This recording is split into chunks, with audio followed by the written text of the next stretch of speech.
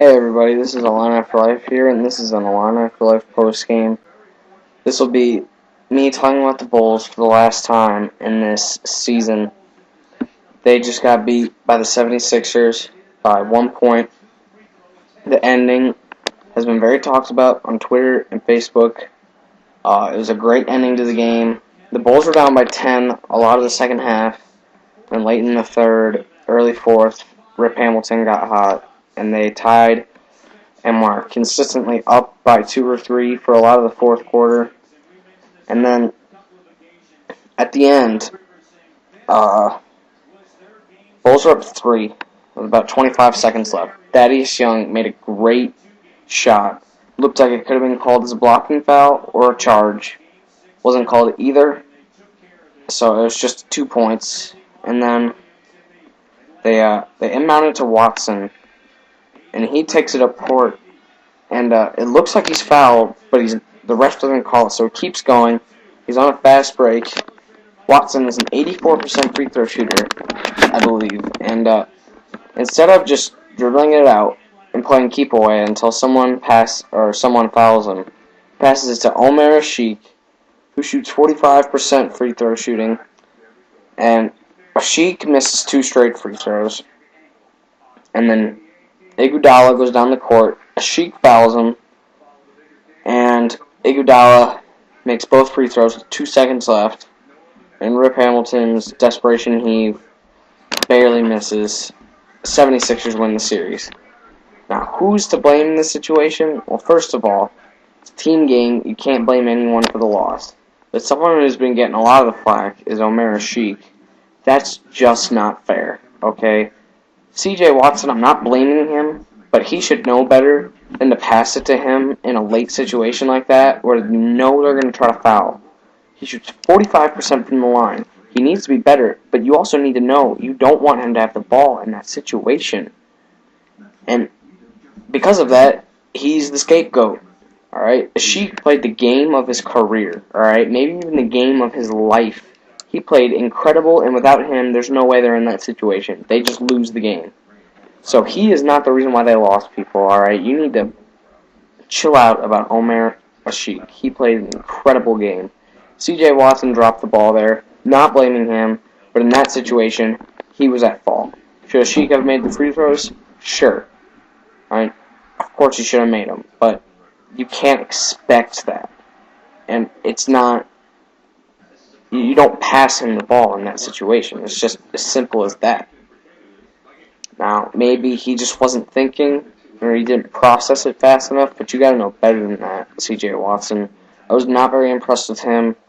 I don't like the way he just chucks up threes all the time, so I rarely see him make them.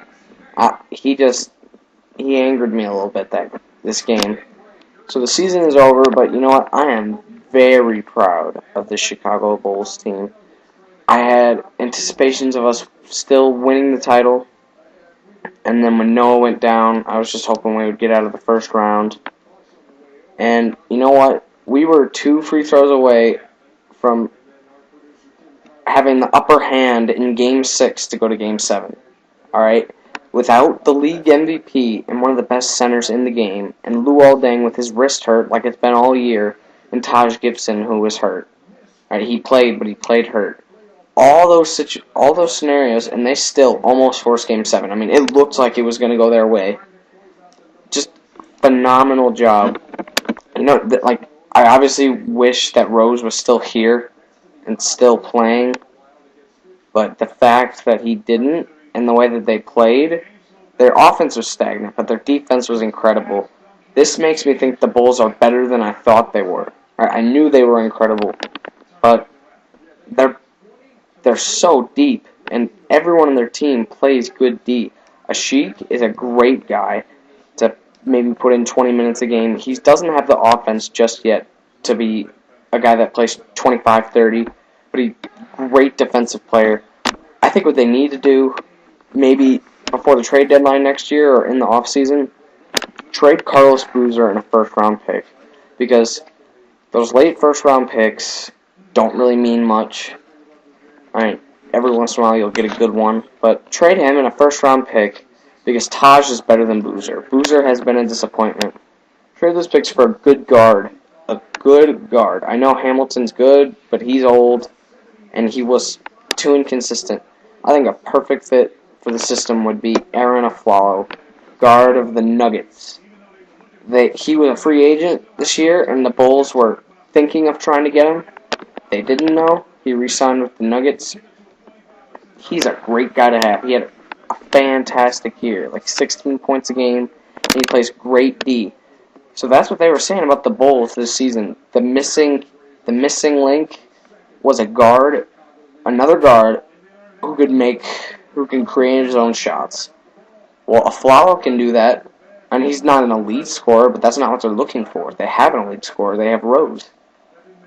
He'll do that, and he'll play great D, and that's what they're all about in Chicago. Great defense. And then, at that point, you are set.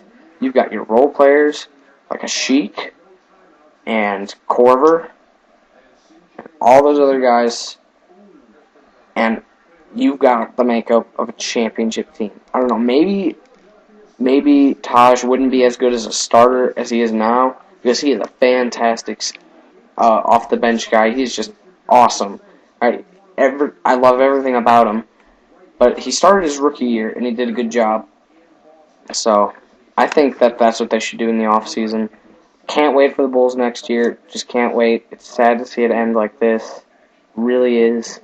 But, I still am proud of them. I'm very proud of the way that we fought and gave it everything we had. And we almost won this series. I mean, if we would have won this game, there's no doubt we would have won Game 7. There's just no doubt.